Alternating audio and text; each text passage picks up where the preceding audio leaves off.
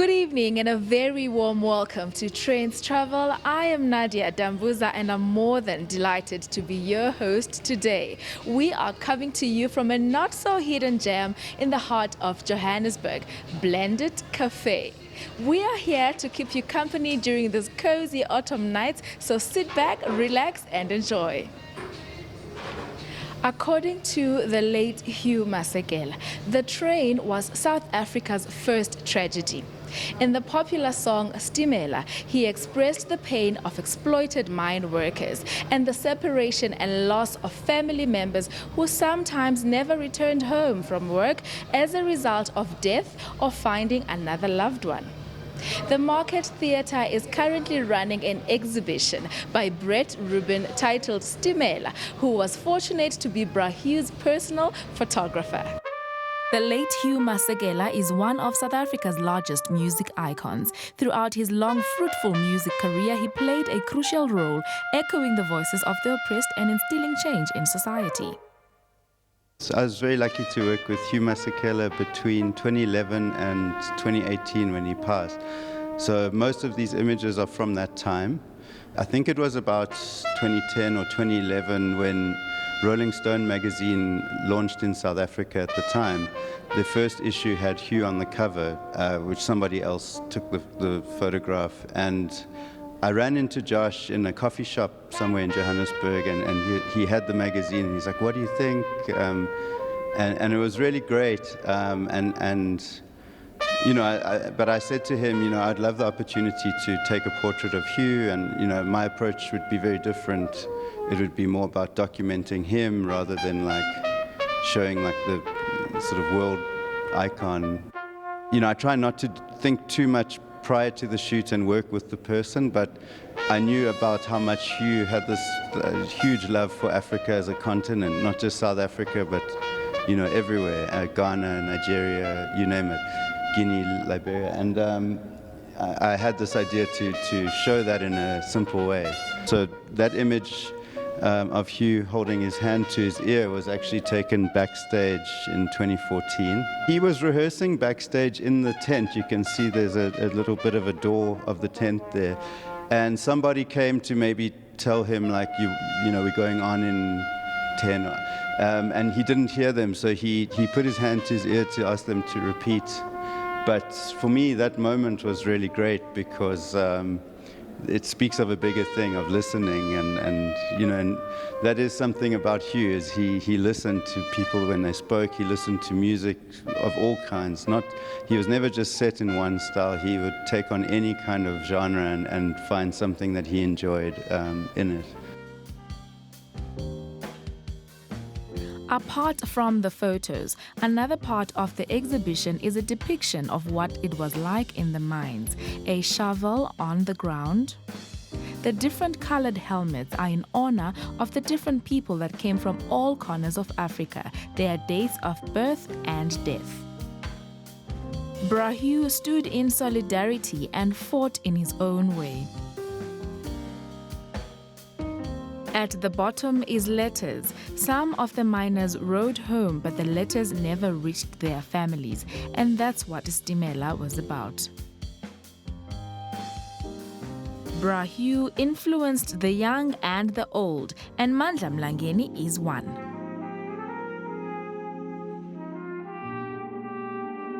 I started discovering my love for music once I started playing music, learning music. At my music school in Soweto, was called the Welcome Soweto School of Music, under the guidance of my then teacher Innocent Ungwane.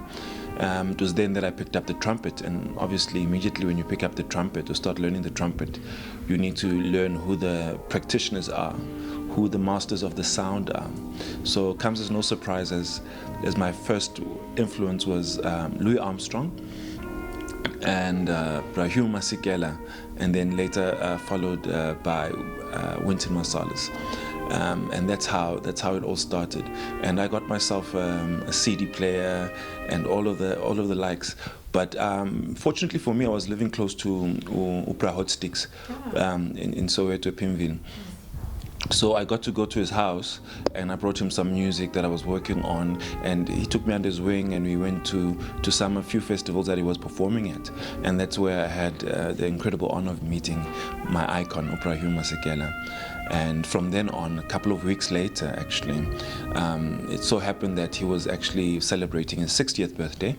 And there was a 60th celebration of his birthday, and he got a choir, and I somehow managed to be part of that choir and got to perform with him. This was back in 2003, and yeah, it was really something back then.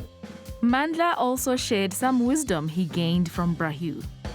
I mean, how to stick to your guns, I think, musically, to do what you want to do and share your message like that. And particularly, Brahu was the voice of the marginalized and the oppressed in many ways, and his music gave hope to many of the exiled communities. And he shone a light on many of the discrepancies of the time. And I think if he was alive today, he would be sharing the light on the malfunction of our society. So if we listen to your music, would you say that there's a bit of influence of Brahotstick's influence in there? And if you have listened to my music, you'd know that it's very different. And that's what particularly Brahu encouraged me. You don't need another Brahu Masekela. What you need is Mandla Mlangeni to share his stories, to share his experiences. And what we also need is encouragement from the older generation of musicians to also lead the way. And that's what I think Brahu did for us, to shine a light onto our voices. And that's because of him we are here, not for us to be the next two Masekelas, but us to shine the light on our own lives and our own experiences. Stimela was one of his most popular songs, and unfortunately, during his time of death, he still had a dream of making a music video for it. A young creative by the name of Tabang Lihobe created this animation. There's a train that comes from Namibia and Malawi. There's a train that comes from Zambia and Zimbabwe. Legends live forever. There's a train that comes from Angola and Mozambique. The coronavirus has brought every sphere of life to its knees, and sport is no exception.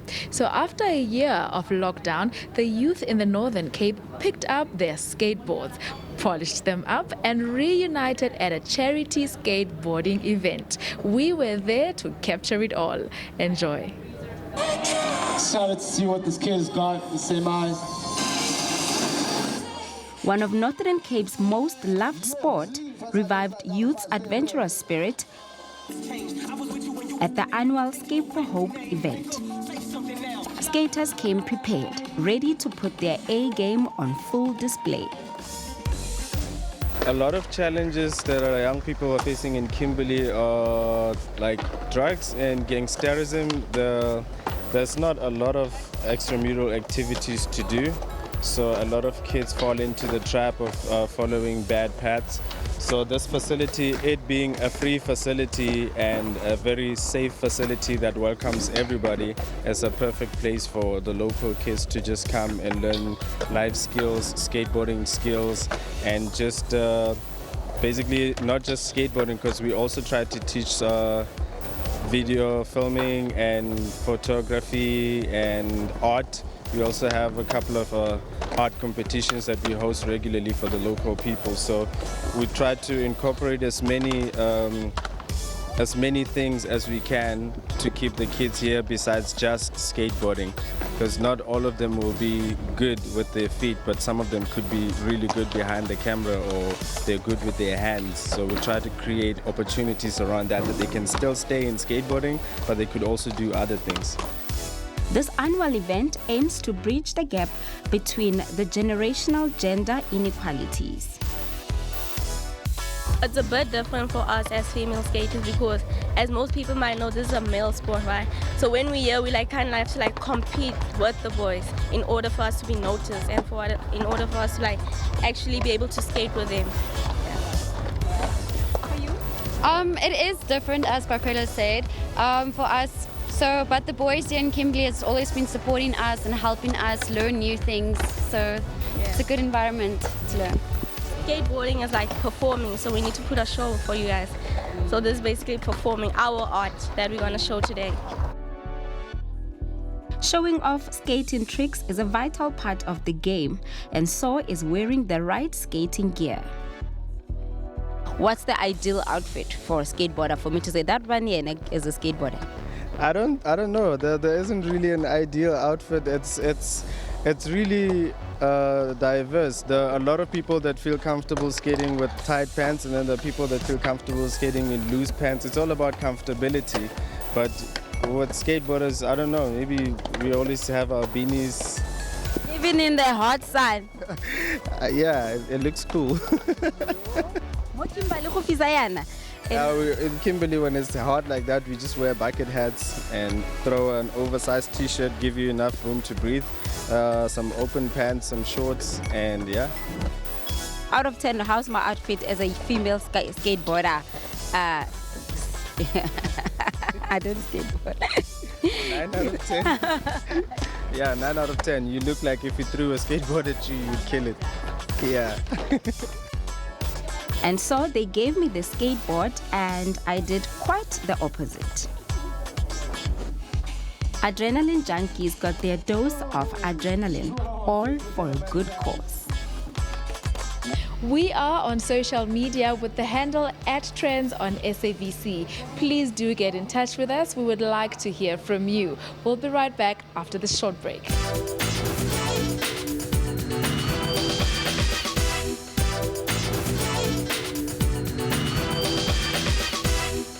No stranger to local and international audiences, contemporary artist GREATJOY NDLOVU is constantly creating work that strikes and moves.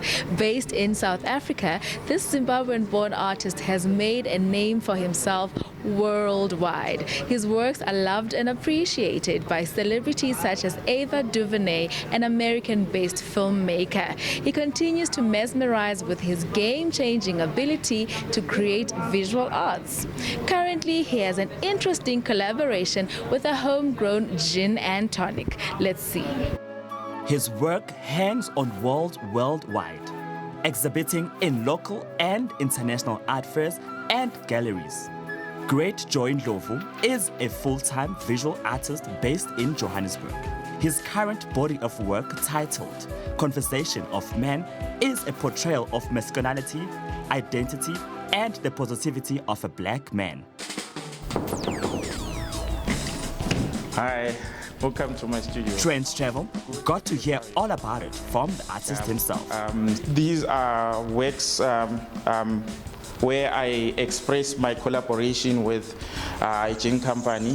So we are kind of like amplifying the idea of owning your crown, you know, because I think it is very important, especially in this 21st century, to celebrate our achievements as young African entrepreneurs, creatives, and all that. So you can see in the work there's so much energy, there's so much movement, you know, there's so much kind of like excitement, you know. It depends on how you see it, but in my own interpretation, it's more about celebrating African kings and queens who are trying their best to make ends meet and advocating for change.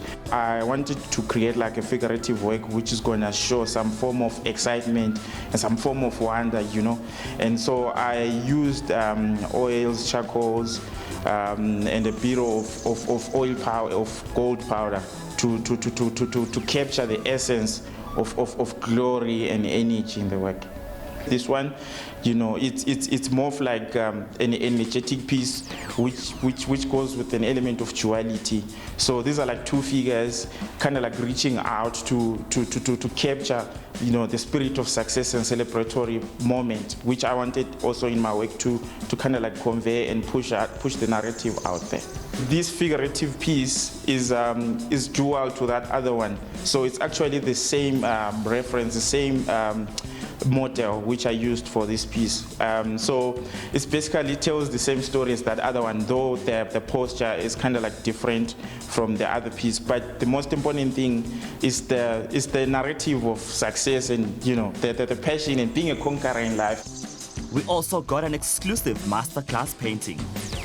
In this piece, I'm going to start working on a small drawing, a sketch, so I'm going to capture the essence of movement, so movement and motion at the same time.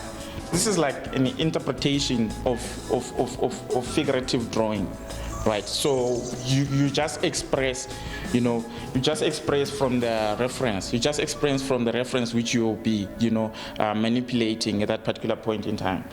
So it's like an exaggeration of how you understand, drawing. Because at the end of the day, you're not trying to interpret what you call photography. You are trying to create art which is unique and authentic. Kind of like enjoyed working on this because of you guys were here, and you kind of like saw the process on how I played around with the drawing, and the painting and all the materials and the mediums. But yeah, so I'm really excited that I've managed to pull out something like this because being an artist, you're like a scientist. You never know the final product, although you have like the idea. Ndlovu has sold over 100 paintings and is currently working on opening his own local gallery before the end of the year. Magasfontein is just outside the mining town of Kimberley in the Northern Cape. Now Puleng went to visit the battlefield to find out what happened there during the time of the Anglo-Boer War. The rich history of Kimberley is not only embedded in its diamonds, but it is archived on the walls of its Victorian-style museums, wartime display, and on the grounds that now remain bare. But if you spend enough time there, you will hear and see events that speak to the Anglo-Boer War.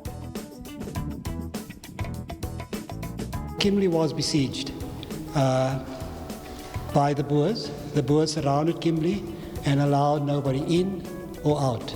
Magasfontein is critical because the Boers had been fighting the English forces from Hopetown. Hopetown is 120 kilometers from here. So there were little skirmishes, battles all along the way. For example, Belmont and Ensland, and up till Tweerivier, and that is here at Modder River, where the Modder River and the Riet River come together. And all the time, they would be on top of the hills. But when they reached Magasfontein, the Boers did not go on top of the hill, they had their trenches at the bottom. The English took it for granted that the Boers would be on top. And they shot the copy to hell and gone, and not killing any Boers because they were all lying at the bottom. So the morning, as you heard, when the sun rose, the British, still in tight formation, was marching across the open field, and the Boers opened up. So what happened was the Boers had pinned down the British, and the British forces could not then march on Kimberley because they were definitely devastated. They lost almost 400 men here. This site has become a memorial ground for soldiers who lost their lives here.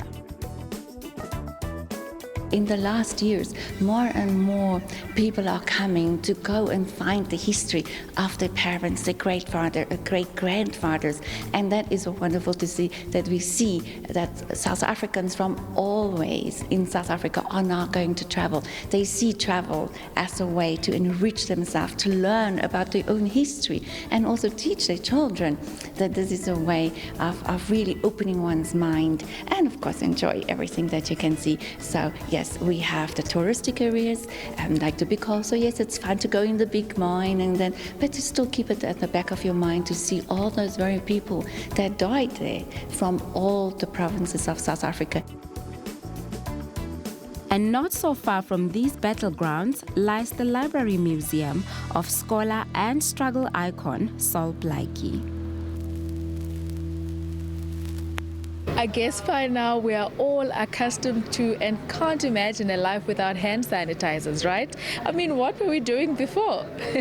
We are taking a short break. Stay safe.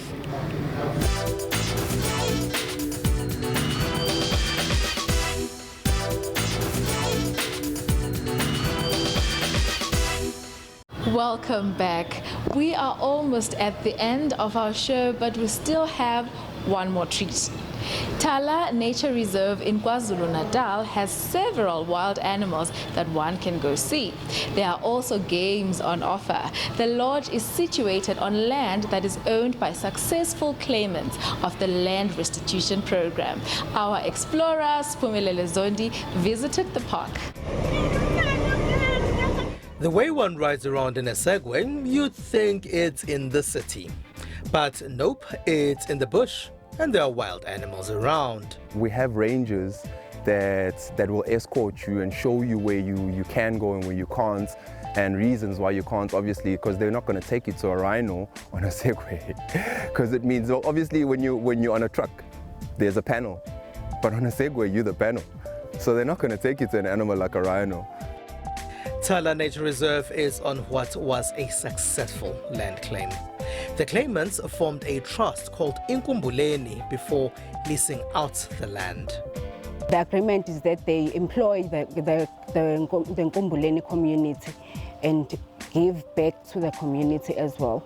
The aim for the community to be involved, to get skills and to get like higher positions, not to be not just to come in as laborers, but to eventually be in management and to eventually be able to run the farm itself.